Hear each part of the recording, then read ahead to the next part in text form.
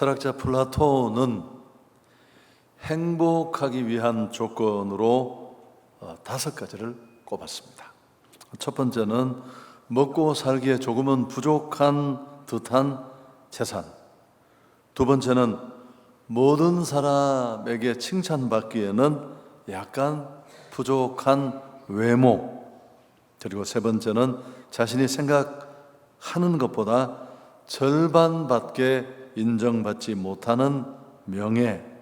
네 번째는 남과 겨루었을 때 한 사람에게는 이기고 두 사람에게는 질 정도의 체력. 그리고 마지막 5번째는 연설을 했을 때 듣는 사람의 절반 정도만 박수를 보내는 말솜씨. 이렇게 5가지입니다. 플라톤이 제시한 이 행복 조건에 가만히 들어보면 공통점이 있습니다. 그게 바로 부족함입니다. 부족함. 조금은 부족한 듯한 재산, 약간 부족한 외모, 또 듣는 사람의 절반 정도만 박수를 보내는 말솜씨. 여러분, 꽉 찬 것을 기대하고 또 부족하고 모자라면 견디지 못하는 우리의 생각과는 상당히 거리가 있어 보입니다. 지금 행복하십니까? 아니, 지금 현재 자신의 삶에 만족하십니까? 사람은 누구나 행복하기를 원합니다. 그렇지만 행복을 쉽게 얻지는 못하는데요. 그 이유는 우리가 엉뚱한 곳에서 행복을 찾아서 그럴 수 있습니다. 행복은 그렇게 땅에 있는 형이 하학적인 것이 아닌데 우리는 거기서 행복을 찾으려고 엉뚱한 곳을 기웃거릴 수 있습니다. 또 하나, 모든 것이 완벽하게 부족함 없이 채워져야지만 비로소 만족하고 행복할 수 있다는 생각도 또한 문제가 됩니다. 사도 바울의 얘기를 한번 들어보면 우리의 이런 생각과는 좀 다릅니다. 빌립보서 4장 11절 이하에 있는 말씀인데, 어떠한 형편에든지 나는 자족하기를 배웠노니 나는 비천에 처할 줄도 알고 풍부에 처할 줄도 알아. 모든 일 곧 배부름과 배고픔과 풍부와 궁핍에도 처할 줄 아는 일체의 비결을 배웠노라. 바울은 자신이 자족의 비결을 깨우쳤다고 고백합니다. 그래서 그것을 우리 번역에는 비결이라고 했습니다마는 사실 비밀이라고 옮겨도 되는 단어입니다. 여러분, 이게 비밀이어서 많은 사람들이 알지 못합니다. 그리스도인도 그렇고 비신앙인의 경우에는 더욱 그렇습니다.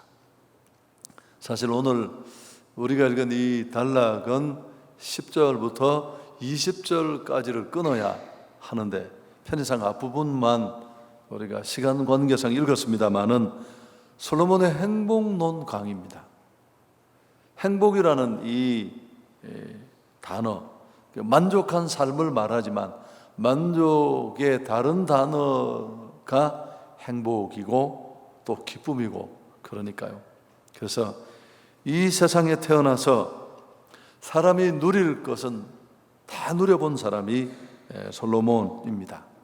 여러분, 해보지 못한 사람이 막연히 이론으로 하는 얘기와는 다르겠죠. 실제로 고대 왕이라는 막강한 권한을 그는 토대로 어쨌든 눈이 원하는 일을 금하지 않고 다 해보고 그가 내린 결론이니까요. 한번 말씀에 귀를 기울일 수 있으면 좋겠습니다. 우선 9절을 우리가 함께 읽도록 하겠습니다. 은을 사랑하는 자는 은으로 만족하지 못하고 풍요를 사랑하는 자는 소득으로 만족하지 아니하나니 이것도 헛되도다. 여기서 말하는 은을 사랑하는 자는 은으로 만족하지 못한다고 했는데, 여기서 말하는 이 은은 재물을 일컫습니다. 그래서 NASB 같은 영어 성경은 아예 이 은이라는 단어를 돈으로 그렇게 번역하기도 했습니다. 여러분, 그대로 직역을 간단하게 한다면 돈은 만족이 없다. 여러분, 결코 우리가 찾는 행복이나 만족한 삶은 물질에 있지 않습니다. 이게 모든 것을 다 누려본 솔로몬이 자기 경험을 담아 우리에게 주시는 메시지입니다. 한번 생각해 보십시오. 역사 속에서 오늘 우리가 살고 있는 이 삶 속에서 얼마나 많은 사람들이 바로 이 부분에 걸려 넘어지는지를 알 수 있습니다. 왜냐하면 돈이 곧 행복이라고 믿는 사람이 많아요. 성경에도 그런 인물이 있지 않습니까? 늘 얘기를 했지만 삭개오가 바로 그런 사람 아닙니까? 그는 돈이 곧 행복이라고 확실하게 믿었습니다. 로마에 가서 웃돈을 주고 유대 세금 징수권을 가져왔습니다. 그래서 자기 동족에게 다 많이 빼앗듯이 착취하듯 그는 거둬들였습니다. 사람들이 얼마나 세리를 우습게 여기고 죄인 취급했지만 그런 것 아랑곳하지 않았습니다. 그건 그에게 중요하지 않았습니다. 어떻게든지 돈만 모을 수 있으면 되니까요. 여러분, 삭개오는 돈이 곧 행복이고 만족한 삶이라고 굳게 믿었던 사람입니다. 근데 문제는 예수 믿는 사람들 중에도 이런 분들이 많아요. 왜 그런 줄 아십니까? 하나님의 능력은 아직도 제대로 실제적으로 맛보지 못했는데 돈의 위력은 본 것입니다. 어떤 교회에서 이제 전도대를 모집하려고 한 성도에게 목사님이 부탁을 했습니다. 집사님, 전도대 좀 하시라고. 그랬더니만 그분이 아주 머리를 흔들면서 자기는 너무너무 숫기가 없어서 사람들 앞에 절대 그런 거 못한다고. 근데 몇 달이 지났습니다. 선거철이었는데 그대로 한복판에서 하얀 장갑 끼고 몇 번 찍어달라고 하여튼 그랬다고 합니다. 없던 숫기가 어디서 발동을 했는지, 물론 일당 10만 원 주는 거 그것 때문일 수도 있겠습니다만은, 여러분, 재물에 우리가 기대거나 거기 연연하면 안 되는 이유는 돈이 많든 적든 물질은 결코 우리에게 행복과 만족을 줄 수 없습니다. 막연한 생각이지 끝이 없어요. 우리가 탐욕의 포로가 되어서 노예처럼 끌려가기 시작하면 정말 어려워집니다. 주변을 한번 돌아보십시오. 여러분, 가난한 사람들은 막연히 불편하게만 여기는데요, 무언가를 가지고 있는 사람들, 가진 사람들이 더 갈증을 느끼고 더 갈망하고. 유명한 말 아시잖아. 세계 최고의 부자에게 물었습니다. 얼마나 더 있으면 만족하겠느냐? 그분이 뭐라고 했을까요? 조금만 더. 그래서 결국은 멈추지 못하는 굴레 속에 들어가게 됩니다. 여러분, 이어지는 11절에는 왜 우리가 물질을 통해서 만족할 수 없는지 이유를 제시하는데 제가 빨리 한번 보겠습니다. 물질의 허구성을 낱낱이 폭로하는데 11절에 재산이 많아지면 먹는 자들도 많아지나니 그 소유주들은 눈으로 보는 것 외에 무엇이 유익하랴. 재산이 늘어나면, 소유가 늘어나면 사용할 것도 많아집니다. 그래서 우리가 경험적으로 알고 있는 건데 재물은 그저 스쳐 잠깐 지나갈 뿐입니다. 이게 전부가 아니고 잠도 잘 자지 못합니다. 12절에 노동자는 먹는 것이 많든지 적든지 잠을 달게 자거니와 부자는 그 부유함 때문에 자지 못한다. 재산을 불리기 위해서, 또 그렇게 모은 재산을 잃어버릴까 봐 전전긍긍하면서 편히 잠을 이루지 못합니다. 그저 노동자는 지친 몸을 안고 편안히 상쾌한 잠을, 숙면을 취할 수 있는 것과 이런 모습이 비교가 됩니다. 실제로 우리가 알 수 있는 대목입니다. 뿐만 아니라 뒤에 읽어보면, 제가 다 구절을 인용할 수는 없습니다만은 물질은 금세 옮겨갑니다. 그래서 잘 돌기에 돈이라고 한다는 말도 있지 않습니까? 전도자는 사례를 소개합니다. 아마 어쩌면 자기 지인일 수도 있겠는데요, 어떤 사람이 재산을 더 이렇게 키우려고 아마 지금 말로 하면 투자를 한 것 같습니다. 그러다가 다 잃어버렸는데 오늘 주식이나 비트코인 이런 일에 손을 댔다가 에서 모은 물질을 날려버리고 황망해하는 사람들, 주변에서 너무 쉽게 볼 수 있습니다. 기쁨도 행복도 주지 못하는 돈, 작은 영향에도 쉽게 우리를 옮겨갑니다. 그래서 어떤 분은 물질은 극장의 의자와 같다, 그런 말도 했습니다. 이런 요동하고 움직이는 재물에 우리가 우리 인생을 걸어서는 안 될 것입니다. 성경은 정함이 없는 재물에 소망을 두지 말라, 그렇게 말씀하고 있습니다. 그리고 15절에는 보면 같이 한번 읽을까요? 더 절망적인 선언이 나오는데요, 그가 모태에서 벌거벗고 나왔은즉 그가 나온 대로 돌아가고 수고하여 얻은 것을 아무것도 자기 손에 가지고 가지 못한다. 혹시 이런 중간에 어떤 과정을 통해 우리가 물질을 잃어버리지 않더라도 죽음이라는 상황이 닥치면 아무것도 남지 않습니다. 빈손으로 왔기에 빈손으로 가야 하고, 죽음은 누구도 피해갈 수 없고, 우리 모두가 직면해야 되는 살면서 이뤄놓은 모든 것들을 쓸어버리는 가장 비극적인 현실이니까요. 여러분, 전도서에 여러 번 반복 언급되는 주제입니다. 죽음이 모든 것을 무의미하게 만든다는 주제는 욥기의 말씀도 생각납니다. 내가 모태에서 알몸으로 나와 산즉 또한 알몸으로 그리로 돌아가올지다. 욥이 그만둔 재산과 10 아들 딸을 한꺼번에 잃어버리고 토해낸 말입니다. 그래서 부를 쌓으려는 노력도 또 수고도 죽음 앞에서는 아무런 소용이 없습니다. 이 17절은 좀 지루하시죠? 17절은 12절부터 시작한 이 부와 재물에 관한 말씀의 결론인데, 결론을 어떻게 안 읽을 수 있겠습니까? 같이 읽습니다.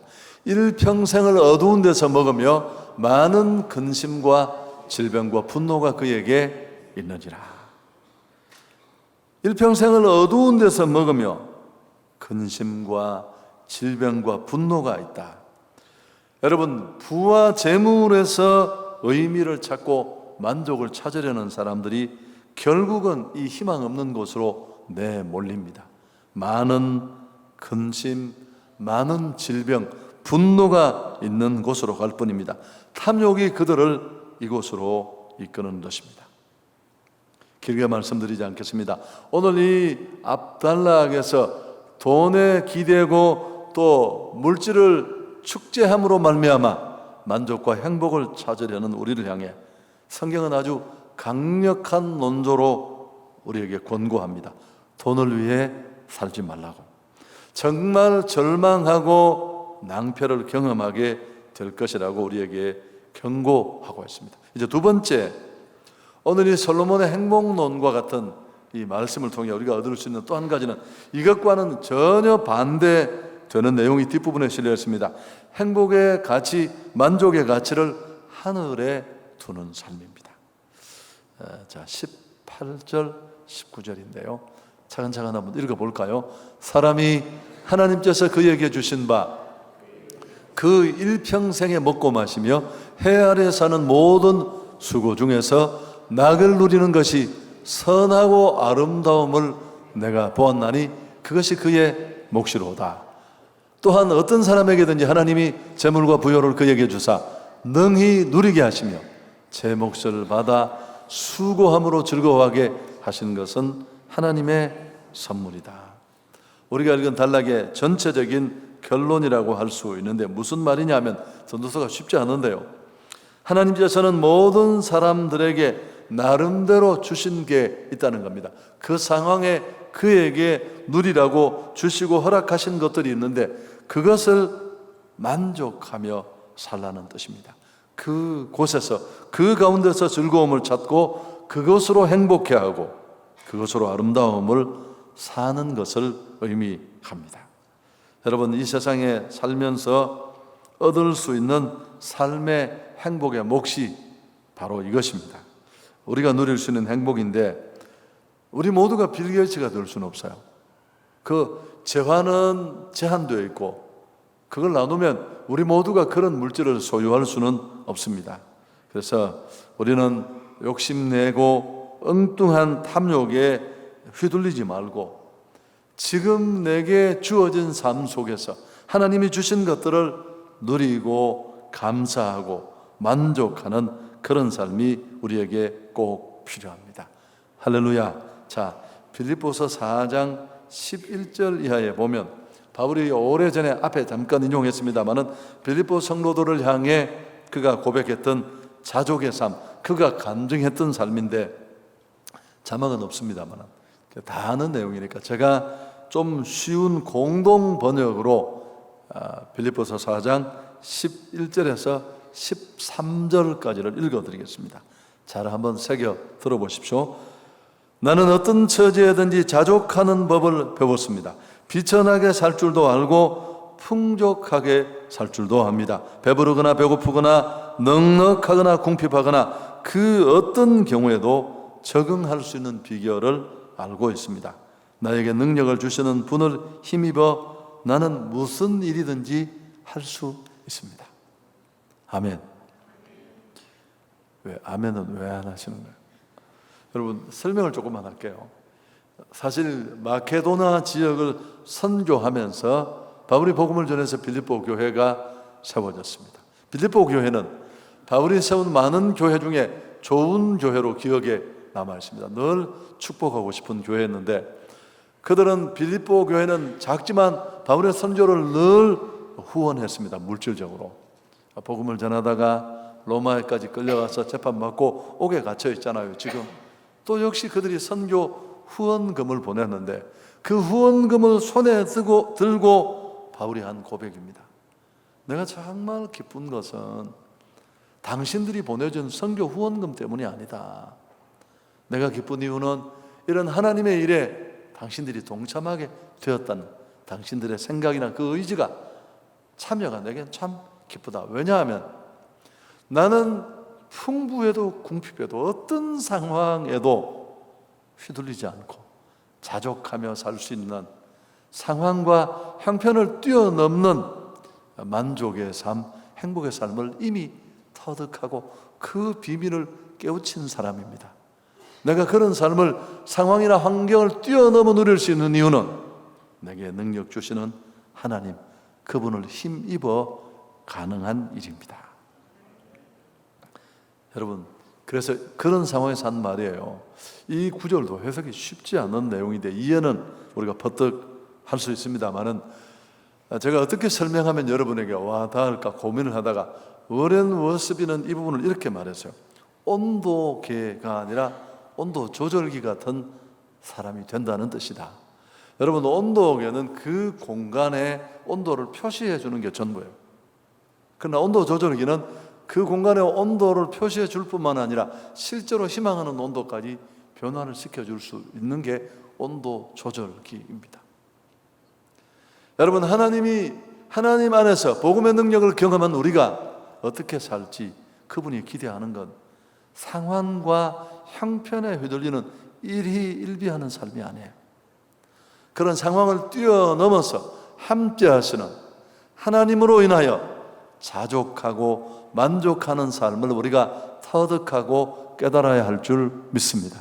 그래서 마침내 그 자리에서 지금 이곳에서 지금 여러 가지 열악하고 아쉽고 이해할 수 없는 상황이 난무하는 그 현실에서 하나님께 감사하고 만족할 수 있는 것.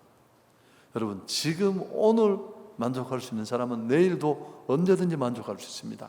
저는 늘 이렇게 얘기하는데요, 신앙이 이런 단계까지 가면 까부리지 않아요. 이 표현이 좀 사투리인가요? 맞지 모르겠어요. 그러니까 막 너무 힘들다고 비굴하지 않아요. 모든 것을 손에 쥐고 계시는, 생사화복을 쥐고 계신 하나님이 나와 함께 하신다는 걸 아니까요. 돌아보면 어려울 때 내가 주님과 더 가까워요. 그리고 또 어쩌다가 내게 축복의 날이 와서 주목받고 인정받고 사람들이 존경하고 그런 날에도 거들먹거리거나 교만하지 않습니다. 내가 어떤 사람이고 내가 어떤 은혜로 여기까지 왔는지를 너무 잘 아니까요. 다윗을 보십시오. 이세의 8번째 아들로 사람들에게 인상적이지도 않았고 그 아버지조차도 미래를 뚜렷하게 보지 않았습니다. 하나님 눈에 들고 축복의 사람이 되지 않았습니까? 그때마다 그는 자신의 지난날을 잊지 않고 자기가 목동이라는 것을 잊지 않고 하나님 내게 어떻게 이렇게 은혜를 주시느냐고, 주님밖에는 내 복이 없다고 늘 고백했던 것을 우리가 기억하고 있지 않습니까?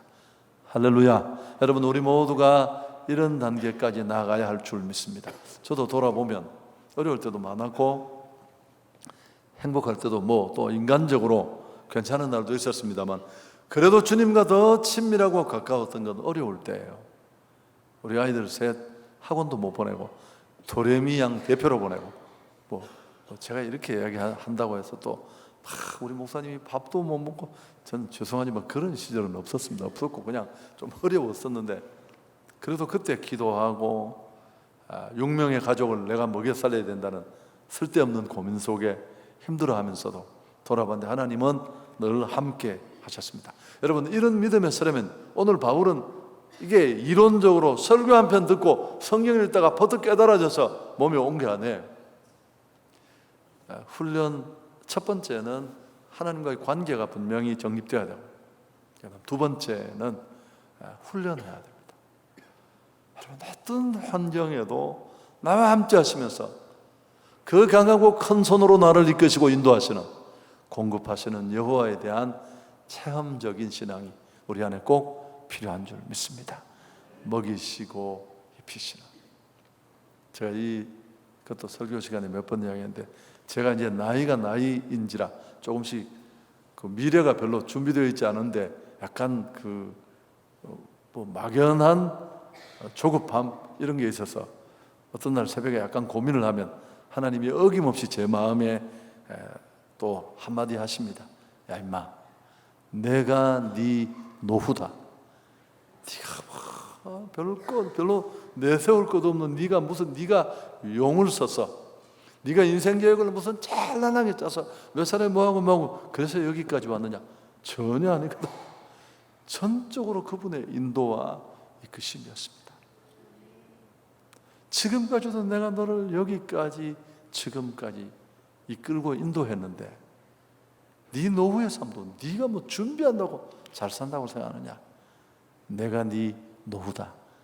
좀 풀어 설명하면 그저 네가 목회 열심히 하고 내게 맡긴 양떼 사랑하고 잘 섬기고 주어진 그 일에 충실하면 내가 너를 인도해 줄 것이다. 그런 개념으로 이해를 하고 있습니다. 여러분, 이 믿음 위에 굳게 설 수 있기를 축복합니다. 만족이 뭘까요? 하나님이 내게 하신 일에 대해서 내 내면으로부터 느끼는 확신, 또 만족, 이런 것들이 바로 행복입니다. 이런 내적인 만족이 있는 그리스도인은 언제든지 행복할 수 있고 하나님에 대해서 불평하지 않습니다. 좀 어려울 때도 그분이 어련히 하시겠어. 우리는 사소한 일에 목숨을 건다라는 이 베스트셀러를 쓴 리처드 칼슨이라는 분은 스트레스나 치유 상담가로 10년 넘게 활동을 했습니다. 그가 많은 환자들, 자기를 찾아와서 상담하는 사람들을 만나면서 똑같은 모습이 있었대요. 그게 뭐냐 하면, 좀 간단하게 설명하면 이분들은 하나같이 욕망지향적 세계관을 가지고 있었대요.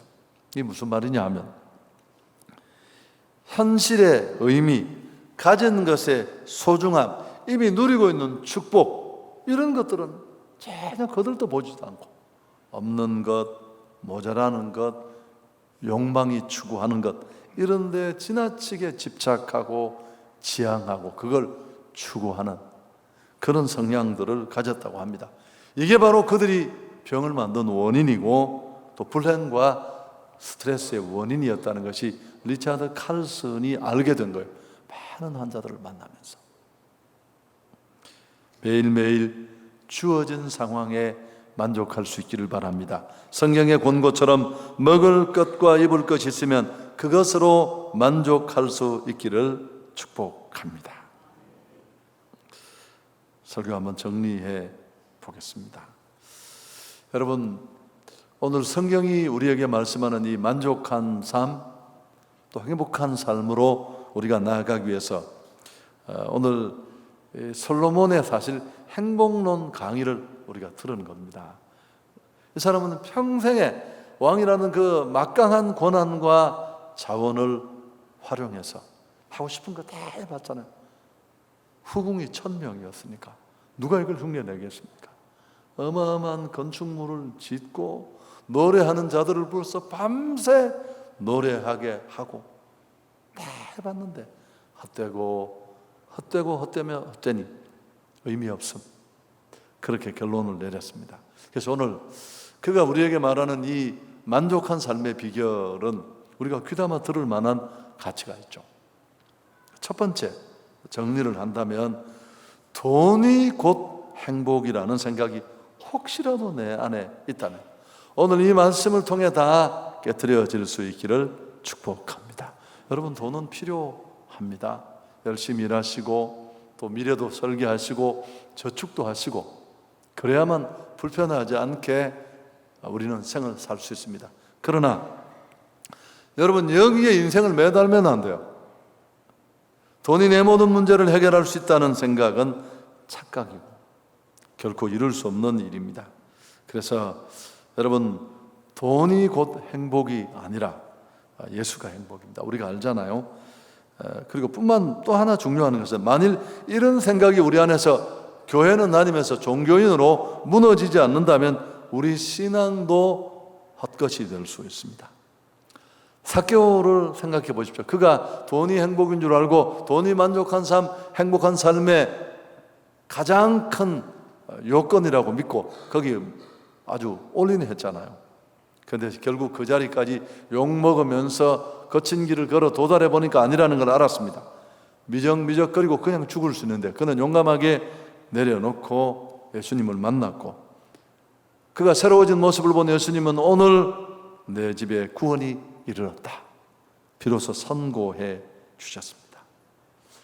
여러분, 만일 이런 내 안에 숨겨진 우상이, 만몬의 우상이 제거되지 않는다면 우리의 구원은 그저 종교인으로 허상처럼 남아 있을 수 있습니다. 예수님은 이런 부분을 일찌감치 지적했습니다.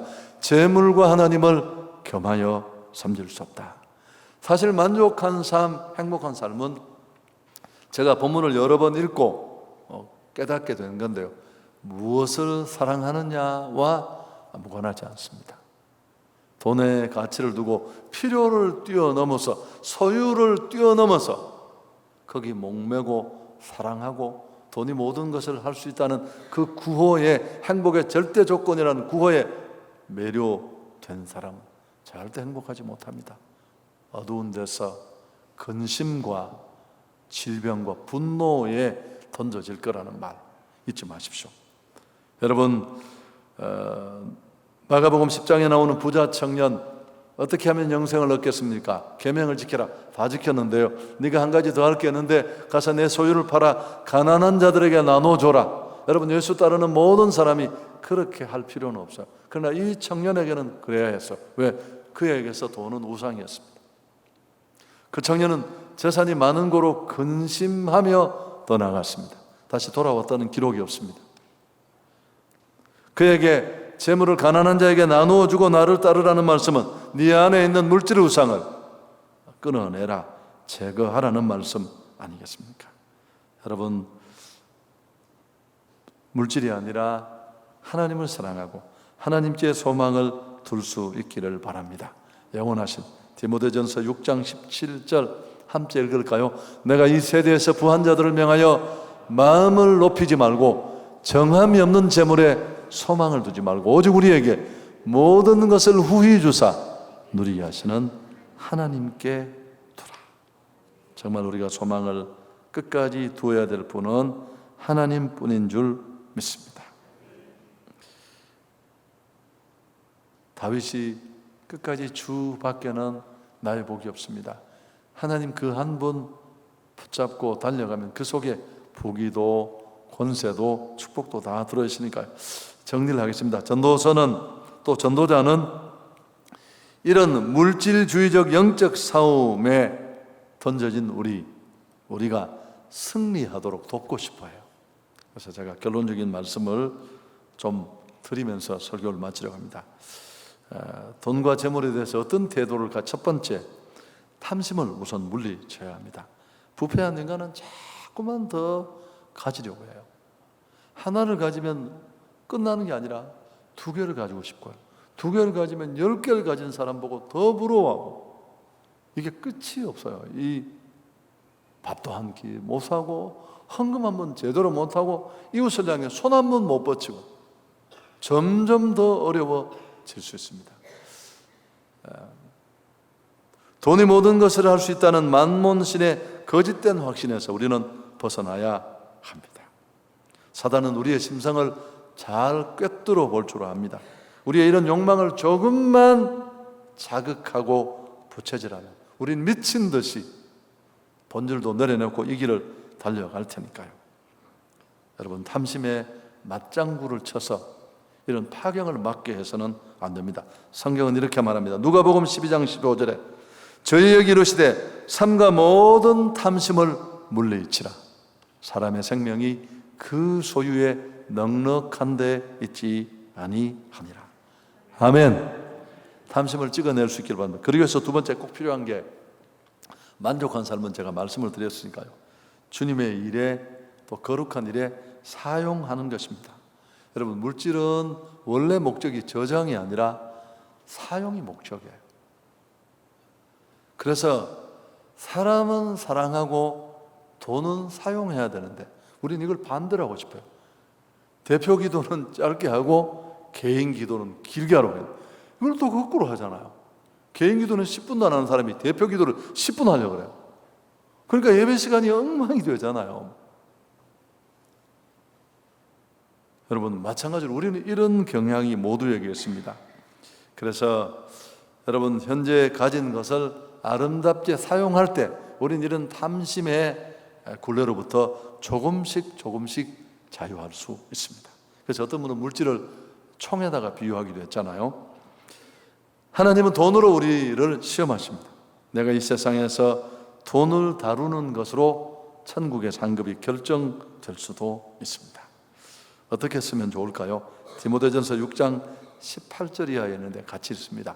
선한 일을 행하고 선한 사업에 부하고 나눠주기를 좋아하며 동정하는 자가 되게 하라. 이것이 장래에 자기를 위하여 좋은 터를 사 참된 생명을 취하는 것이니라.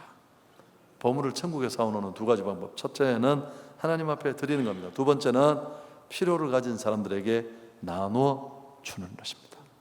여러분, 이거 안 쉽거든요. 조금씩 총을 끄집어내서 한번 딱 쏴보고, 그러면 조금씩 자유로워지면서 선용할 수 있는 그런 자유함을 누리게 될 줄 믿습니다. 오늘 이 말씀 안에서 진짜 자유와 만족을 누릴 수 있는 우리 온 성도들이 될 수 있기를 축복합니다. 돈을 위해서 사시지 마시고 주를 위해서, 또 더 많은 사람들을 위해서 내가 만난 이 예수 행복의 복음을 전하면서 그렇게 살 수 있기를 축복합니다. 하나님께 영광 돌리겠습니다.